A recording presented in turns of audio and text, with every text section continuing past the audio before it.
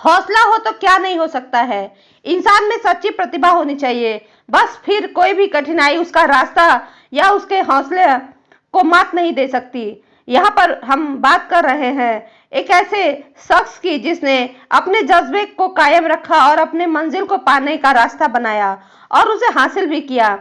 श्रीकांत बोला जो बचपन से ही अंधे थे, आज 500 करोड़ की consumer food packaging company wallet institute के सीईओ के पद पर हैं। उन्होंने यह कंज्यूमर फूड पैकेजिंग कंपनी बनाकर कई लोगों के लिए एक मिसाल कायम की।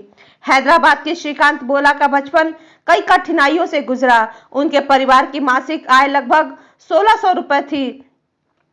आपको ये जानकर हैरत होगी कि श्रीकांत जी का जन्म हुआ तो उनके रिश्तेदार और पड़ोसियों ने श्रीकांत जी के माता पिता को उनके पैदा होते ही उन्हें मार देने की सलाह दी थी, लेकिन श्रीकांत जी की किस्मत में कुछ और ही था। किस्मत भी उनका साथ देती है जो खुद पर भरोसा करते हैं और अपनी मेहनत से कुछ कर दिखाने का जज्बा रखते हैं। श्रीकांत बचपन से ही पढ़ने में तेज थे। परिवार की आर्थिक स्थिति ठीक न होने के बावजूद श्रीकांत ने 10वीं अच्छे अंकों से उत्तीर्ण की। उनकी मुश्किलें यही नहीं खत्म हुई। वह 10वीं के बाद साइंस पढ़ना चाहते थे, लेकिन उनके अंधे होने के कारण उन्हें उसकी इजाजत नहीं मिली। श्रीकांत भी कहाँ हार मानने वाले थे। कई महीनों की लड़ाई लड़ने के बाद आखिरकार श्रीकांत जी को साइंस पढ़ने की इजाजत मिली। इसी के साथ श्रीकांत देश के पहले ब्लाइंड व्यक्ति बने जिन्हें 10वीं के बाद साइंस पढ़ने की अनुमति मिली। इसके बाद श्रीकांत ने दोबारा पीछे मुड़कर नहीं देखा।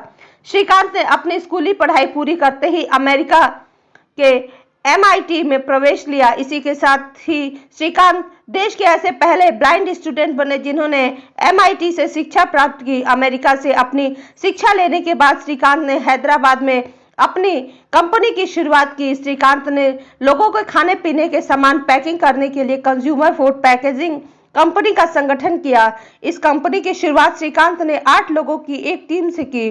उन्होंने इस कंपनी में सबसे पहले आसपास के बेरोजगार लोगों को जोड़ा, जिसमें श्रीकांत ने अंधे लोगों को काम दिया। जब श्रीकांत की कंपनी अच्छी रफ्तार पकड़ने लगी तो फंडिंग की दिक्कत आना शुरू हुई, लेकिन श्रीकांत इससे पीछे हटने वाले थोड़ो न थे।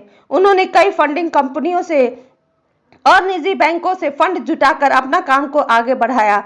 श्रीकांत की कंपनी ने फर्श से लेकर अर्श तक का सफर तय किया। आज श्रीकांत की कंपनी के तेलंगाना और हैदराबाद में 4 प्लांट हैं, जिसमें हजारों कर्मचारी कार्य करते हैं। श्रीकांत जी कहते हैं कि जब सारी दुनिया उनसे कहती थी कि वह कुछ नहीं कर सकते, तो वह उनसे कहते थे कि वह सब कुछ कर सकते हैं।